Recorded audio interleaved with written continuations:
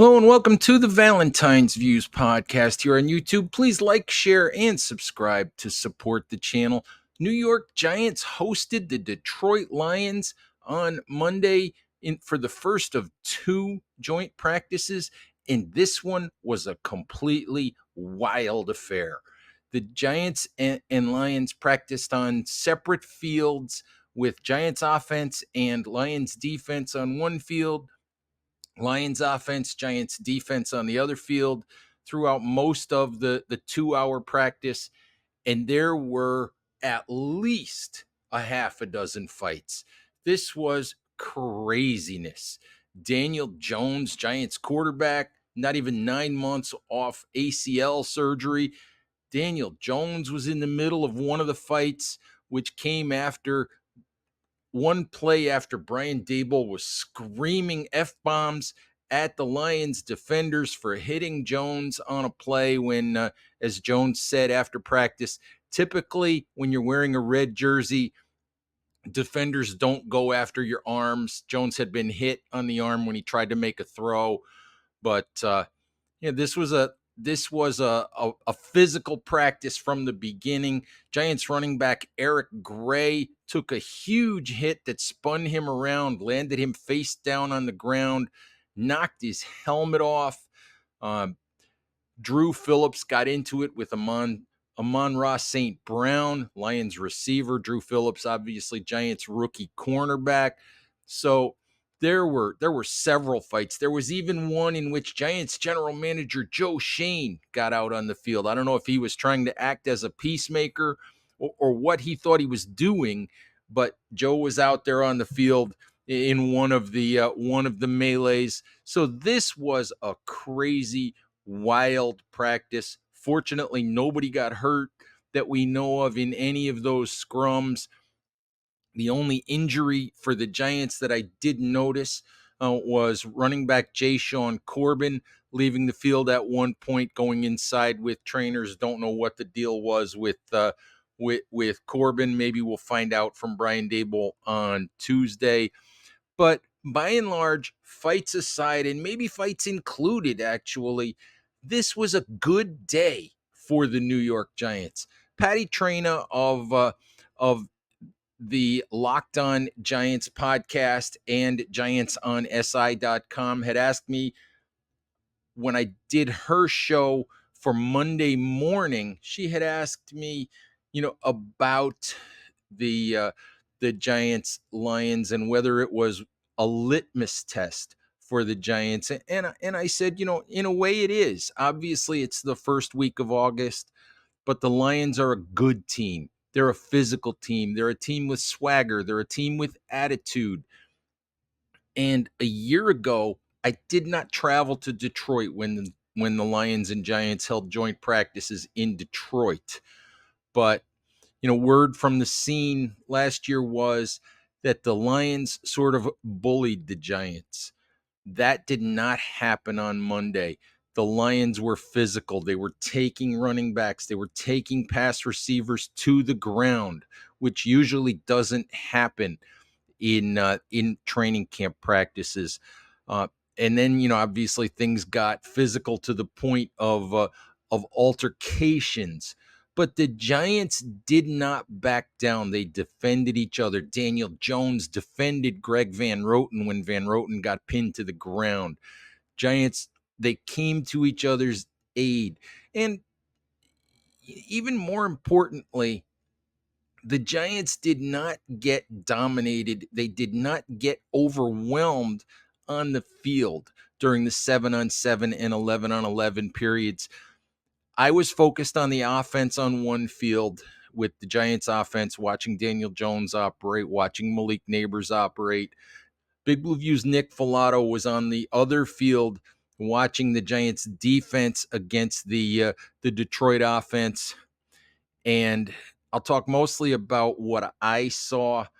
Nick said that, for the most part, the Giants front seven did okay. There were tackles for loss, there were pressures, there were some sacks, but the defensive backfield suffered some breakdowns that led to big plays, and that's a concern.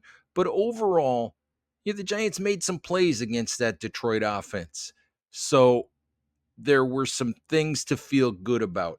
With the Giants offense, first and foremost, there were no sacks of Daniel Jones throughout the practice.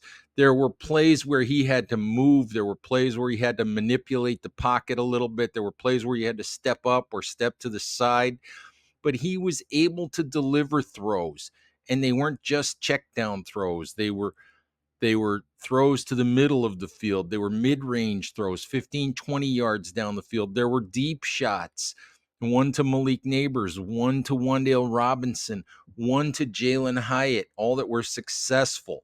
So there were big plays. There were some decent running plays. So all in all, a really good day, I thought, for the Giants offense.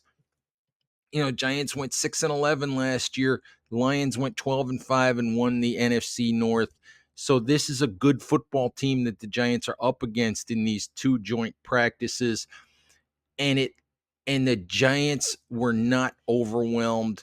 They were not completely outclassed here with the wide receivers that the Giants have.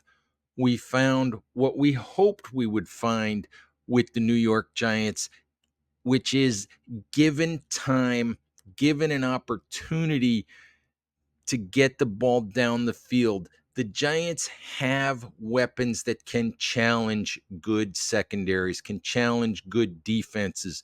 They made some big plays down the field. And I know in talking to Daniel Jones after practice, he felt good about it. He basically indicated that the Giants felt better about it after practice than they did going into it.